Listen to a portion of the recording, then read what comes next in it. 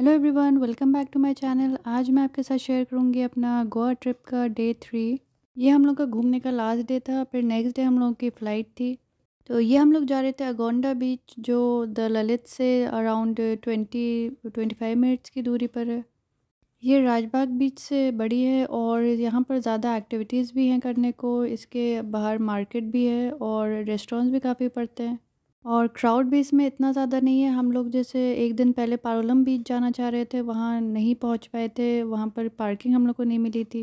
लेकिन यहाँ पर ऐसा कुछ नहीं था। यहाँ पर पार्किंग हम लोग को बहुत आसानी से मिल गई थी और बिल्कुल ही बीच के पास में थी और ऑलमोस्ट खाली पड़ी हुई थी। तो जो लोग आए हुए थे वो शायद स्कूटर्स पे और पैदल आए हुए थे। वैसे लोग तो काफ़ी थे, फॉरेनर्स थे ज़्यादातर, लेकिन उतनी भीड़ नहीं हो रही थी जैसे पारोलम बीच के पास हो रही थी। हो सकता है यहाँ पर भी इवनिंग के टाइम ज़्यादा होती होगी, क्योंकि दोपहर में बहुत ज़्यादा धूप थी और बहुत ही गर्म हो रहा था। लेकिन पीसफुल एक्सपीरियंस था। हम लोगों ने आराम से घूम लिया यहाँ पर और अच्छा भी लगा काफ़ी। बीच के पास थोड़ा सा ठंडा तो होता है, बस ऊपर से सन की रेज़ ऑब्वियसली पड़ती हैं तो गर्म लगता है। तो हैट्स और sunscreen and sunglasses must हैं अगर आपको ज़्यादा धूप की आदत नहीं है।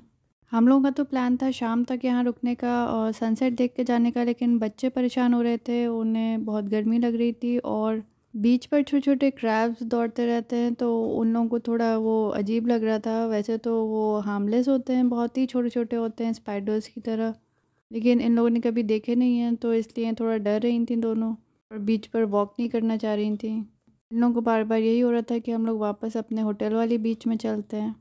तो हम लोगों ने थोड़ी देर यहाँ टाइम स्पेंड किया था, अराउंड 2-3 घंटे रुके थे, खाना खाया था पास में ही और फिर वापस चले गए थे। यहाँ पर ये स्टोन्स भी हैं, इन पर चढ़कर लोग दूसरी साइड भी जा रहे थे, लेकिन हम लोग नहीं गए। इन स्टोन्स के पास मुझे एक बहुत बड़ी सी बटरफ्लाई दिखी थी, वो बहुत ही ब्यूटीफुल सी बटरफ्लाई थी। मैंने उसे उस वक्त मैं वीडियो बना रही थी तो वो वीडियो में भी कैप्चर हो गई।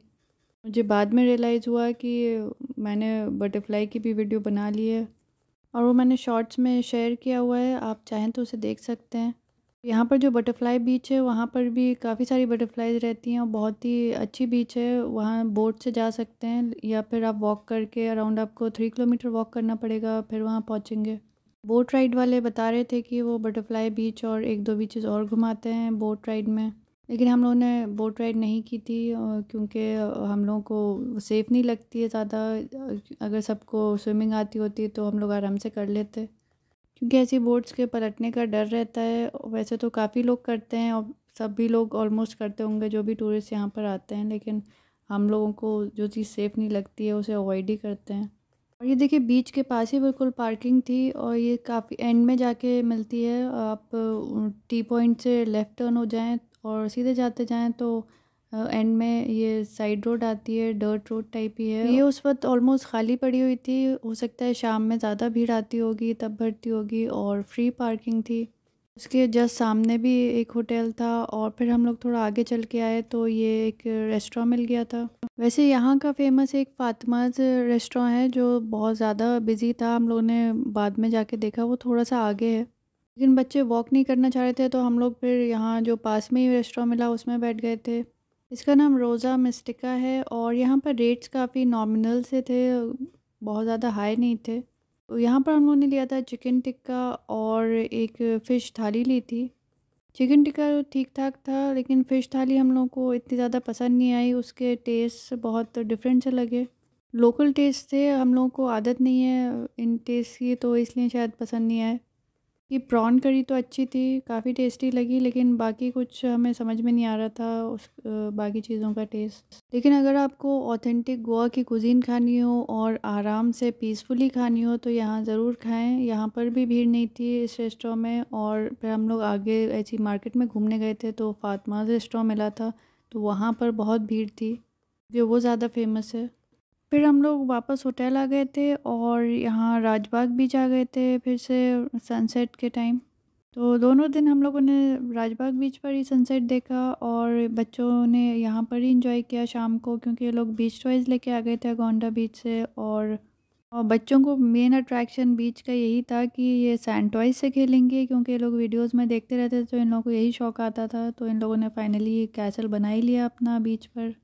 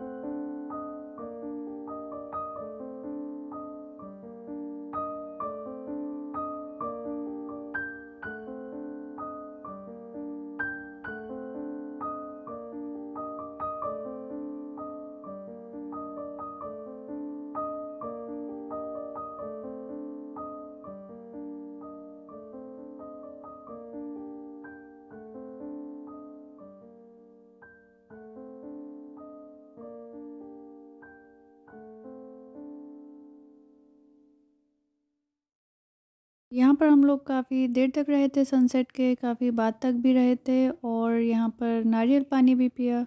और सरप्राइजिंग बात ये थी कि यहाँ पर 100 रुपीज़ का एक नारियल दे रहे हैं ये लोग, और बारगेनिंग कर रहे हैं तो हो सकता है कम करेंगे, लेकिन हम लोगों ने कुछ बारगेनिंग नहीं की थी, क्योंकि यहाँ पर तो नारियल बहुत ही सस्ता होगा, और जबकि दिल्ली में हम लोगों को अराउंड 60 का मिल जाता है बस। लेकिन इन लोगों से बारगेनिंग करना अच्छा नहीं लगता है, इसलिए फिर हम लोगों ने कुछ बोला नहीं। और ये देखिए हस्बैंड बड़ी बेटी के साथ यहाँ पर दौड़ रहे थे। मुझे तो अच्छा नहीं लगता ज़्यादा इसमें जाना, लेकिन इन लोगों ने खूब इन्जॉय किया, और लोग तो काफ़ी आगे तक जाके वेव्स को एंजॉय कर रहे थे। छोटी बेटी शुरू में डर रही थी, फिर लेकिन हस्बैंड जब लेके गए उसे पकड़ के, तो फिर उसने काफ़ी इन्जॉय किया, और काफ़ी देर तक यहाँ दौड़ते रहे ये लोग।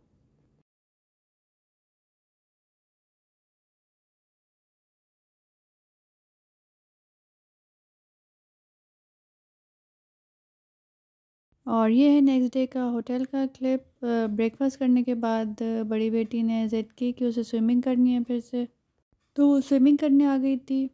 छोटी बेटी थोड़े नखरे दिखा रही थी, तो उसे हस्बैंड ने फाइनली फिर तैयार किया और लेके आ रहे थे। पहले तो काफ़ी रोई, फिर उसने अपनी बहन के साथ खूब इन्जॉय किया, और फिर दोनों निकलना नहीं चाह रही थी। हम लोग के चेकआउट का भी टाइम हो रहा था, और एयरपोर्ट भी जाना था। यहाँ से तकरीबन 2 घंटे लगते हैं एयरपोर्ट के, तो हम लोग को टाइम से निकलना था, क्योंकि फ़्लाइट हम लोगों की 5 की थी, और उससे हम लोगों को कम से कम 2 ढाई घंटे पहले तो पहुँचना ही था। हम लोगों ने 3 घंटे पहले का टारगेट रखा था पहुंचने का, लेकिन रास्ते में ही हम लोग थे, तो फिर मैसेज आ गया था कि फ़्लाइट डिले हो गई है, 5:35 की हो गई है। लेकिन तब भी हम लोग फिर कहीं नहीं गए थे, सीधा एयरपोर्ट ही पहुंच गए थे, और वहीं इंतज़ार करते रहे। फिर थोड़ी देर बाद और मैसेज आ गया था कि और डिले हो गई है। वैसे फिर अराउंड 6:15 पे चली थी वहाँ से। गोवा में एयरपोर्ट के अराइवल साइट पर तो अच्छा इन्होंने नहीं बना रखा है। काफ़ी बेसिक से वॉशरूम्स थे, और गंदे भी थे, कोई सफाई करने वाले भी नहीं थे वहाँ पर। हम लोग काफ़ी सरप्राइज़ थे कि इतना बड़ा टूरिस्ट डेस्टिनेशन है गोवा, और वहाँ पर एयरपोर्ट का ऐसा हाल है कि वॉशरूम्स भी क्लीन नहीं है। लेकिन वापसी में जब हम लोग गए तो उधर डिपार्चर्स में काफ़ी अच्छा सा बना रखा है, क्लीन वॉशरूम्स हैं, काफ़ी एयरपोर्ट पे भी अच्छा बना रखा है। फिर हम लोगों ने एयरपोर्ट पहुंचकर फूड कोर्ट में लंच कर लिया था, काफ़ी ऑप्शंस थे वहाँ पर। और ये होटल को बाय बाय करते टाइम मैंने सोचा फिर एक वीडियो बना लूँ। इन्होंने काफ़ी अच्छा सा रिसेप्शन बनाया हुआ है। इस पर चेकआउट का टाइम था तो काफ़ी भीड़ हो रही थी, काफ़ी लेट हुआ यहाँ पर, क्योंकि वो जाते हैं रूम्स चेक करने के लिए। यहाँ पर एयर कंडीशनिंग तो थी नहीं तो गर्मी भी लग रही थी। तो मैंने टाइम पास करने के लिए इन लोगों की पिक्चर्स खींच ली। ये लोग फिर ट्विनिंग कर रही हैं अपनी फुल स्लीव्स की टी शर्ट्स में। और फिर मैंने हस्बैंड से कहा कि एटलीस्ट कार ले आएँ तो मैं कार में ही बैठ जाऊँ एसी चला के। और फिर ये देखिए हम लोग एयरपोर्ट के लिए निकल गए थे। ये फिर मैंने जाते जाते थोड़े घरों का और यहाँ की रोड्स का वीडियो बना लिया। यहाँ पर घर अलग टाइप के हैं, स्लोपिंग रूफ्स टाइप हैं, क्योंकि यहाँ बारिश ज़्यादा होती है। और थोड़े पोर्चुगीज़ स्टाइल में बनाए हुए हैं। काफ़ी सारी बिल्डिंग्स पुरानी भी हैं, ओल्ड फैशन, तो उन्हें देख के अच्छा लगता है। और पीछे से कोकोनट ट्रीज जब दिखते हैं तो और ही पिक्चर्स भी हो जाता है।